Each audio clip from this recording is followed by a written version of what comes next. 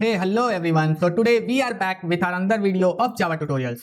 तो previous video में हमने कवर किया अपने लूपिंग के कॉन्सेप्ट को और उसमें फॉर लूप भी देखा था हमने, जो था हमारा वीडियो नंबर 14। और वो वीडियो नंबर 14 का पार्ट 1 था। आज मैं लेके आ रहा हूँ वीडियो नंबर 14 का पार्ट 2। तो पार्ट 2 में हम बेसिकली फॉर लूप के कोडिंग पार्ट को देखेंगे और उसमें डीप डाइव करते हुए हम हर कॉन्सेप्ट को अपने कोड में लिखकर उसे एग्जीक्यूट करेंगे। तो यार, अगर आप इस प्लेलिस्ट को फॉलो कर रहे हो तो आपको पता है कि हमने स्टार्टिंग से जावा के इंस्टॉलेशन को लेकर और हर एक कॉन्सेप्ट को कवर करते आ रहे हैं। ये वीडियो मेरा थोड़ा डिले हो गया था because of some reason. So please इसके बाद से आपका वीडियो कंटिन्यू होगा और आप इस कोर्स को फॉलो अप कर सकते हैं। तो यार, इस वीडियो को शुरू करते हैं। मेरा नाम है तारिक एंड लेट्स स्टार्ट।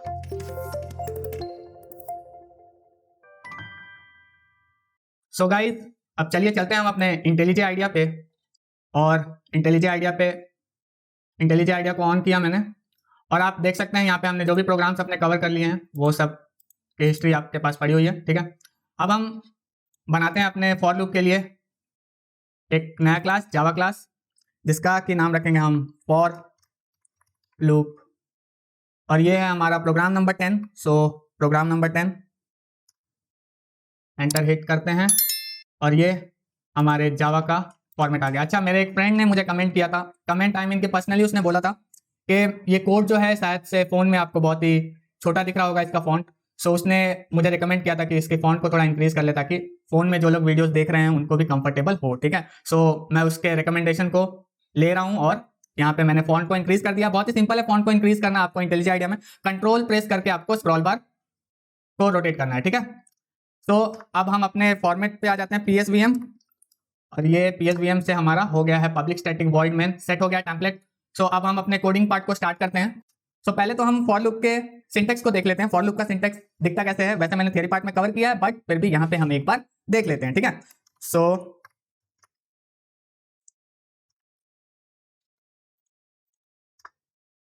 पहले तो हम लिखते हैं फॉर और आता है हमारा इनिशियलाइजेशन, देन सेमीकोलन, उसके बाद आता है हमारा कंडीशन, जिस कंडीशन पे मेरी लूप वर्क करने वाली है। ठीक है, वो हमारा कंडीशन है, एंड देन इंक्रीमेंट और डिक्रीमेंट व्हाटएवर आप यूज कर रहे हैं। ठीक है, सो इसके बेसिस पे मेरा जो इनिशियल वेरिएबल है वो मेरा इंक्रीमेंट डिक्रीमेंट अपडेट होता होगा। ठीक है, और यहाँ पे हम अपने लिखेंगे कोड को जो कि मुझे फॉर लूप में एग्जीक्यूट करना है। ठीक है, तो ये मेरा सिंपल सा सिंटैक्स है फॉर लूप का, आप इसे याद रखिए और फॉर लूप को इसी तरह से हम हर जगह पे डिफाइन करेंगे। ठीक है, सो पहला प्रोग्राम लिखते हैं हम फॉर लूप का, सिंपल फॉर लूप के लिए, और उसमें हम हेलो वर्ल्ड को मल्टीपल टाइम्स प्रिंट करेंगे और देखेंगे कि फॉर लूप को कैसे हम यूज करते हैं अपने प्रोग्राम के अंदर। ठीक है, सो लिखेंगे फॉर और इनिशियलाइज करूंगा मैं यहाँ पे एक आई वेरिएबल को जो कि 0 पे इनिशियलाइज होगा।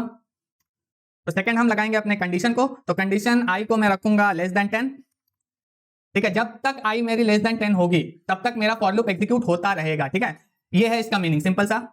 और उसके बाद आई को मैं करूंगा इंक्रीमेंट ताकि वो 10 तक, ये 10 को जाके हिट करे और मेरी फॉर लूप जो है वो एग्जीक्यूट होना स्टॉप हो जाए। ठीक है, सो इंक्रीमेंट करेंगे हम आई प्लस प्लस।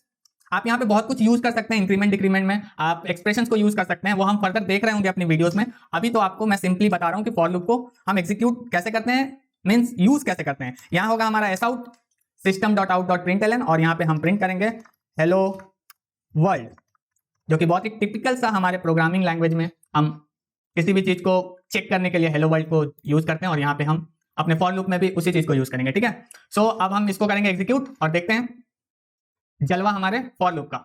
सो एग्जीक्यूट करने के लिए राइट क्लिक करेंगे, रन फॉर लूप 10। ठीक है, क्योंकि आप रन बटन को एक बार पहले एग्जीक्यूट कर लेना, उसके बाद ही फिर आप रन बटन को यूज कर सकते हो, क्योंकि यहाँ पे जो हमारा सेट होता है वो प्रीवियस वाला प्रोग्राम सेट होता है। ठीक है, दैट्स वाई हम पहले एक बार राइट क्लिक करके एग्जीक्यूट करते हैं।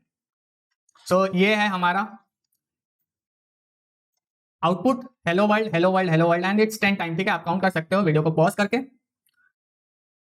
1 2 3 4 5 6 7 8 9 10। यस, ओके, सो ये था मेरे फॉर लूप का, सिंपल फॉर लूप का आउटपुट और इसको कैसे हम लोग यूज करते हैं। नेक्स्ट जो हमारा पीपीटी में हमने कवर किया था वो था हमारा नेस्टेड फॉर लूप। ठीक है, तो नेस्टेड फॉर लूप कुछ नहीं है, बस फॉर लूप के अंदर एक और लूप और उस लूप के अंदर एक और लूप, मतलब लूप के अंदर लूप और फिर उसके अंदर और लूप। ठीक है, तो ऐसा ही है नेस्टेड लूप। नेस्टेड से नाम से आपको समझ में आ रहा होगा कि इसमें हम लूप के अंदर, मतलब किसी भी एक बॉक्स के अंदर, उसके अंदर एक छोटा बॉक्स हम एग्जीक्यूट कर सकते हैं, उस बॉक्स के अंदर अगर उससे और छोटा बॉक्स है तो फिर उसके अंदर उसको हम पुट कर सकते हैं। लाइक दैट हम लूपिंग में भी करेंगे कि पहला लूप होगा फिर उसके अंदर एक और लूप। बहुत ज्यादा एम्फोसाइज कर रहा हूं मैं, आप समझ गए होंगे, मैं अभी करके भी दिखाता हूं आपको, ठीक है। सो इसको करते हैं कमेंट आउट, और यहां पे मैं एक हेडिंग दे देता हूं आपको, सिंपल फॉर लूप, ठीक है। अब हम यहां स्टार्ट करते हैं अपने नेस्टेड फॉर लूप को।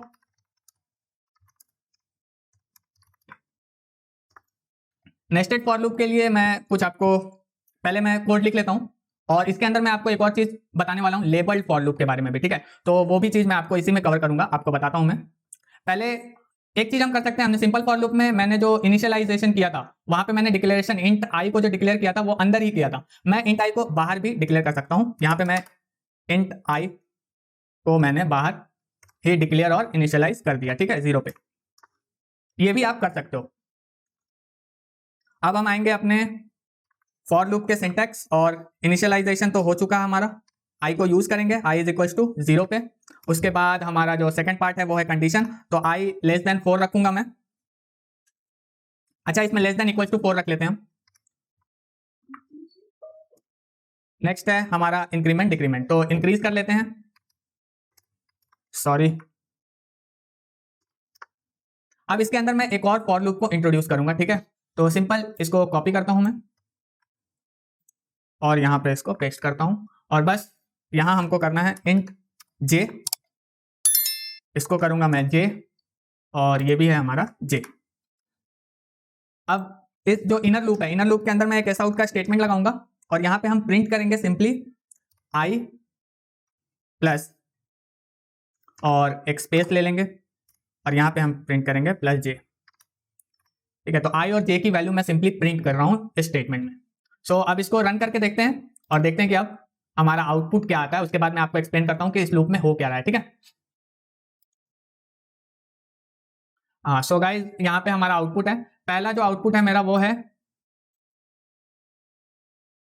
0 0 0 1 0 2। आप जो फर्स्ट वाला जो कॉलम देख रहे हैं, ठीक है, फर्स्ट जो कॉलम है वो 0 0 रह रहा है, और सेकंड कॉलम मेरा चेंज हो रहा है, ठीक है। फिर सेकंड फर्स्ट कॉलम मेरा फिर अपडेट हो रहा है, और फिर से मेरा जो सेकंड कॉलम है वो फिर चेंज होना शुरू हो रहा है, फिर फर्स्ट कॉलम फिर से अपडेट हो रहा है, और फिर सेकंड कॉलम मेरा चेंज होना शुरू हो रहा है। मीन्स पहले वो आई की वैल्यू यहाँ पे एंटर करता है लूप में, ठीक है, चेक करता है I is less than 4, sorry less than equal to 4, yes. तो फिर वो जाता है अंदर, और अंदर जाने के बाद मेरा कर्सर जो कंट्रोल अंदर जाने के बाद हो जाता है मेरे दूसरे लूप के अंदर जाने के लिए, वो रेडी हो जाता है। तो जे को चेक करता है, जे जो है 0, और जे जो है लेस देन इक्वल्स टू 0 है या नहीं वो चेक करता है, लेस देन इक्वल्स टू 4 है या नहीं वो चेक करता है। उसके बाद वो अंदर अपने कंट्रोल को ले जाता है, और फिर प्रिंट करता है 0 पे, आई की वैल्यू 0 पे, ठीक है, जे की वैल्यू 0। तो पहला मेरा आया आउटपुट 0 0।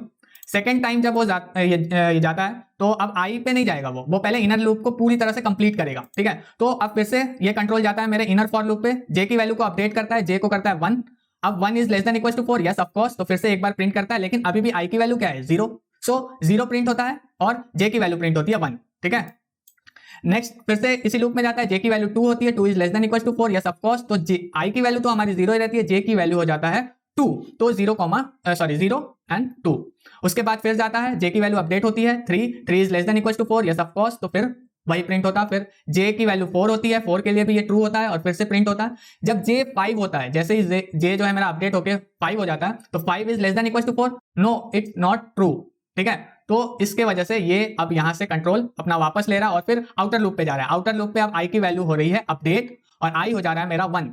अब 1 is less than equal to 4, of course अब अंदर जाएगा, और अंदर फिर जे की वैल्यू फिर से चेक करेगा, और जे आई 1 के लिए जे फिर से पूरी लूप एग्जीक्यूट होगी, फिर आई 2 के लिए जे की पूरी लूप एग्जीक्यूट होगी, आई 4 के लिए, आई 3 के लिए, और आई 4 के लिए भी होगा, ठीक है। ऐसे होके जब आई 5 हो जाएगी तो लूप मेरा पूरी तरह से बाहर आ जाएगा, ठीक है। लूप जो है मेरा वो स्टॉप हो जाएगा एग्जीक्यूट होना, और नीचे फर्दर जो कोड होगा वो एग्जीक्यूट हो रहा होगा, या तो हम प्रोग्राम को स्टॉप कर चुके होंगे, ठीक है, कंप्लीट कर चुके होंगे। तो ये है मेरा nested for loop. Nested for loop में मैंने आपको बताया था कि मैं आपको एक चीज इसमें बताने वाला हूं कि जो हमारा लेबल्ड फॉर लूप क्या होता है। तो फ्रेंड्स, अगर n नंबर ऑफ हमारे पास नेस्टेड लूप्स हैं, ठीक है, लूप के अंदर लूप, लूप के अंदर लूप, और मतलब कितने भी नंबर ऑफ लूप्स हो सकते हैं उसके अंदर, तो फिर उसे टैकल करना या उसे कंट्रोल करना बहुत मुश्किल हो जाता है। लेकिन हम अगर लेबलिंग का यूज करेंगे, ठीक है, उस लूप को हम कंट्रोल करने के लिए लेबल का यूज करेंगे, तो ये थोड़ा ईजी हो जाएगा हम लोग के लिए उस लूप को कंट्रोल करना, ठीक है। तो यहाँ पे हम अपने आउटर लूप को लेबल करेंगे एज ए, ठीक है, और इनर लूप को हम लेबल करेंगे एज बी, ठीक है। तो मेरा आउटर लूप डबल ए और इनर लूप मेरा डबल बी है। अब आप देखना यहाँ पे मैं एक स्टेटमेंट कंट्रोल स्टेटमेंट यूज करूंगा, if i is equals to 2 and j is equals to 2। अच्छा, ये एंड जो मैंने यूज किया है, अगर आपको नहीं पता है तो मेरी प्रीवियस वीडियोस देखिए, मैंने आपको करा रखा है यहाँ पे ऑपरेटर्स इन जावा, ठीक है। वीडियो नंबर 5 और वीडियो नंबर 6 में मैंने जावा के हर ऑपरेटर को बहुत ही डीपली कवर किया है, ठीक है, और हर एक चीज को हमने देखा है थियरी में भी, और उसका पार्ट 2 जो है हमारा वो कोडिंग के वे में भी हमने देखा है अपने ऑपरेटर्स को। तो ये एक जावा का ऑपरेटर्स है, डबल एम्परसेंट यूज करते हैं, इसको हम कहते हैं एंड, ठीक है। तो जैसे हमारे लॉजिक गेट्स में एंड का काम होता है, ठीक है, अगर मैथमेटिक्स आपने देखा फिजिक्स में तो हम लॉजिक गेट्स का यूज करते हैं। एंड का मतलब होता है अगर ये दोनों ट्रू हुआ तो हमारा पूरा स्टेटमेंट ट्रू होगा, ठीक है, अदरवाइज ये फॉल्स होगा। तो अगर i इज इक्वल्स टू 2 हुआ और j इज इक्वल्स टू 2 हुआ तब ये हमारा स्टेटमेंट ट्रू होगा और इसके अंदर हमारा कंट्रोल जाएगा। तो हम यहाँ पे लिखेंगे सिंपली ब्रेक, ठीक है। तो आप देखना क्या आता है आउटपुट, ठीक है, जब i 2 होगा और j 2 होगा तब। तो रन करते हैं और देखते हैं। सो फ्रेंड्स, ये आउटपुट देख सकते हैं आप, जब मैंने सिर्फ ब्रेक स्टेटमेंट का यूज किया है तब ये जो आउटपुट है मेरा, पहले तो i0 के लिए पूरी j मेरी एग्जीक्यूट होती है, फिर i1 के लिए पूरा j एग्जीक्यूट होता है। जब i2 हो जाता है मेरा, ठीक है, i जब 2 होता है तो j0 के लिए एग्जीक्यूट होता है और j1 के लिए एग्जीक्यूट होता है। जैसे ही j2 होता है तो i इक्वल्स टू 2 और j इक्वल्स टू 2 के बाद मेरा इनर लूप एग्जीक्यूट होना बंद हो जाता है, ठीक है, इनर लूप मेरा ब्रेक होता है और वो सीधा कंट्रोल दे देता है आउटर लूप को, और आउटर लूप अपनी i की वैल्यू को अपडेट करके i3 के लिए मेरी फर्दर प्रोसेस स्टार्ट करता है, ठीक है। तो मैं अगर ये चाहता हूं कि मेरी यहाँ पे, ठीक है, 2 और 1, मतलब जब जैसे ही i इक्वल्स टू 2 और j इक्वल्स टू 2 होता है उसके बाद मेरी पूरी लूप ब्रेक हो जाए, मेरा इनर लूप ब्रेक ना हो, मेरा आउटर लूप ब्रेक होकर कंट्रोल बाहर चला जाए और नीचे की जो भी वैल्यूज है वो प्रिंट ना हो, तो मैं यहाँ पे सिंपली अपने लेबल का यूज करूंगा और मैं लिखूंगा AA। तो मेरी आउटर लूप से बाहर आ जाऊंगा मैं, और जैसे ही आउटर लूप के बाहर आता हूं तो मेरे पास कोई लूप बचता ही नहीं है, सीधा मैं नीचे अपने फर्दर प्रोग्राम को एग्जीक्यूट कर रहा हूँ, ठीक है। तो लूप से मैं सीधा बाहर आ जाऊंगा। लेकिन अगर सिर्फ ब्रेक लिखते हैं हम, तो ब्रेक लिखने से क्या होता है, ये क्योंकि ये ब्रेक मेरे इनर लूप के अंदर लगा है तो ये पूरे इनर लूप को ब्रेक करता है और फिर आउटर लूप को एग्जीक्यूट करता है, ठीक है। अगर मैं यहाँ पे ब्रेक बी लिखता हूँ, इसका मतलब भी सेम है एज जैसे मैंने ब्रेक लिखा है, ठीक है, क्योंकि ये इनर लूप में पहले से लिखा हुआ है तो वो पहले से अपने आप को समझ के चल रहा है कि मुझे इनर लूप को ब्रेक करना है, ठीक है। तो मुझे अगर आउटर लूप को ब्रेक कराना है इस कंडीशन पे तो मुझे स्पेसिफाई करना पड़ेगा थ्रू द लेबल्स, और मैं लेबल को यूज करूंगा AA, ठीक है। तो ब्रेक AA लिख के हम लोग एक बार एग्जीक्यूट करके देखते हैं कि हमारा आउटपुट क्या आता है।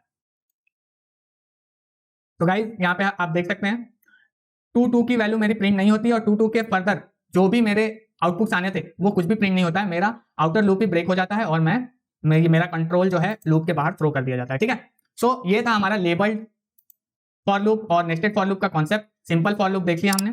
सो अब आते हैं हम अपने नेक्स्ट और लास्ट कॉन्सेप्ट पे, जो कि हमारा इनफाइनाइट लूप, ठीक है। तो इनफाइनाइट लूप बेसिकली क्या होता है, जिसमें कि हमारी कंडीशन जो है वो कभी हिट करती ही नहीं है, ठीक है। तो वहां पे मेरा लूप बस एग्जीक्यूट होता रहता है, होता रहता है, और मेरी रैम जो है वो खाली होते रहती है, ठीक है। रैम जो मेरा है वो मतलब भरता रहता है एक तरह से, और आपका सिस्टम एक पॉइंट पे आके ये सिस्टम करप्ट कर सकता है या फिर सिस्टम आपका बैठ जाएगा, ठीक है। तो ये बहुत ही ज्यादा खतरनाक होता है, इसलिए हम इनफाइनाइट लूप को बहुत ही ज्यादा देखते हैं कि इनफाइनाइट लूप कहीं पे मेरा नहीं बन रहा हो। अगर इनफाइनाइट लूप बन गया तो आपके सिस्टम को बहुत ज्यादा प्रॉब्लम हो सकता है और आपके सिस्टम हीट करना भी शुरू हो जाएगी। मैं आपको ये चीज दिखाऊंगा अभी। सो पहले हम लिखते हैं इनफाइनाइट लूप और इसको कमेंट आउट करते हैं। फॉर लूप लगाएंगे हम एक, और int i is equals to 10 करते हैं, ठीक है, i इज इक्वल्स टू 10, और मैं कंडीशन लगाता हूं i is less than i is greater than equals to 0, और यहां पे हम करेंगे i प्लस प्लस। अब आपको ये स्टेटमेंट देख के ही लग रहा होगा कि ये स्टेटमेंट कभी फॉल्स तो होगा ही नहीं, ठीक है, ये स्टेटमेंट आपका फॉल्स होना ही नहीं है। तो यहाँ पे हम प्रिंट कर देते हैं इनफाइनाइट, ठीक है, और इसको अब रन करके देखते हैं। देखो i जो है मेरा 10 पे इनिशियलाइज होगा, ठीक है, i 10 है, 10 is greater than equals to 0, print हो जाएगा। 10 के बाद i मेरा अपडेट होगा और 11 हो जाएगा, ठीक है, 11 12 13, कभी 0 से कम मेरा i होगा ही नहीं, तो मेरा ये प्रोग्राम कभी स्टॉप होगा ही नहीं, ठीक है, ये एग्जीक्यूट होता रहेगा। ओके, सो हम इसको डेमोन्स्ट्रेट करके देखते हैं अभी। सो एग्जीक्यूट करते हैं, एंड गाइस आप देख रहे हो यहाँ पे जैसे कि बस इनफाइनाइट प्रिंट होता रह रहा है, और आपको मैं टास्क मैनेजर खोल के दिखाता हूँ।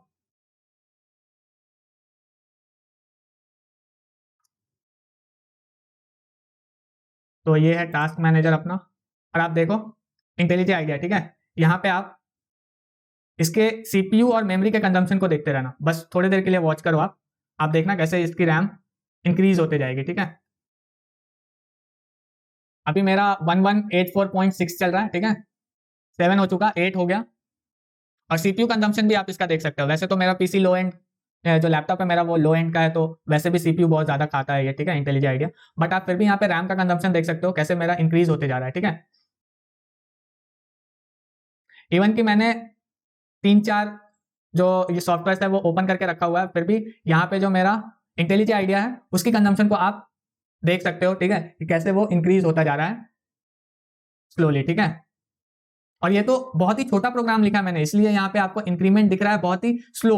बट अगर यही प्रोग्राम मेरा 1000 ऑफ लाइंस 10,000 ऑफ लाइंस का होता और उसके अंदर कोई एक इनफाइनाइट लूप होता मेरे, और ये चीज हिट कर जाती, तो सोचो कि सिस्टम कितना जल्दी अपने रैम आउट ऑफ रैम हो जाता है या आउट ऑफ मेमोरी हो जाता, ठीक है। तो ये चांसेस बहुत ज्यादा है। यहाँ पे तो एक हम सिंपल सा वर्ड प्रिंट कर रहे हैं, दैट इज इनफाइनाइट, ठीक है। दैट्स वाई हमको यहाँ पे इतना ज्यादा ड्रास्टिक चेंज देखने के लिए नहीं मिल रहा है, ठीक है। सो मैं अब इसे रोक देता हूँ, ठीक है। तो सिंपल इसे हम करेंगे टर्मिनेट। अब एक और चीज है कि आप अगर समझो किसी वजह के लिए, ठीक है, किसी कारण, किसी रीजन के वजह से आप इनफाइनाइट लूप यूज करना चाहते हो, तो आपको इतना कुछ करने की जरूरत नहीं है। आप सिंपली क्या करना, यहाँ पे फॉर लिखना, 2 सेमीकोलन यूज करना, और लूप के अंदर जो भी करना है वो आप लिख देना, जैसे कि हमने लिखा था एस आउट इनफाइनाइट, ठीक है, दैट्स इट। और आप इसको कर देना, तो आप देखना क्या होता है, ये देखो, ठीक है। तो ये भी आपका एक इनफाइनाइट लूप है। अगर आप किसी रीजन की वजह से यूज करना चाहते हैं तो आप सिंपली डबल सेमीकोलन लगाकर आप यूज कर सकते हो। यही चीज आप कर सकते हो व्हाइल लूप में, ट्रू या फिर 1 किसी ऐसे वेरिएबल को यूज करके या फिर किसी ऐसे कांस्टेंट को यूज करके जो कि हमारा हर वक्त ट्रू रहेगा, ठीक है, किसी भी कंडीशन पे ट्रू रहेगा, तो वहाँ व्हाइल पे भी कर सकता हूँ। व्हाइल लूप जब पढ़ रहे होंगे तो मैं आपको जरूर बताऊंगा। तो यार इस वीडियो को हम यहीं पे एंड करते हैं। मैं उससे पहले इसको एंड कर लेता हूँ, नहीं तो मेरा पीसी एंड हो जाएगा, ठीक है। तो ये था हमारे फॉर लूप का कोडिंग पार्ट, ठीक है। कोडिंग पार्ट को हमने कवर कर लिया इस वीडियो में, और ये जितने भी कोड हैं वो मैं आपको गिटहब पे प्रोवाइड कर दूंगा। गिटहब की जो लिंक होगी वो आपको डिस्क्रिप्शन में मिल जाएगा, आप वहां से जाके इसे चेकआउट कर सकते हो। तो इस वीडियो में बस इतना ही, मिलते हैं नेक्स्ट वीडियो में, तब तक के लिए सी या and have a good day.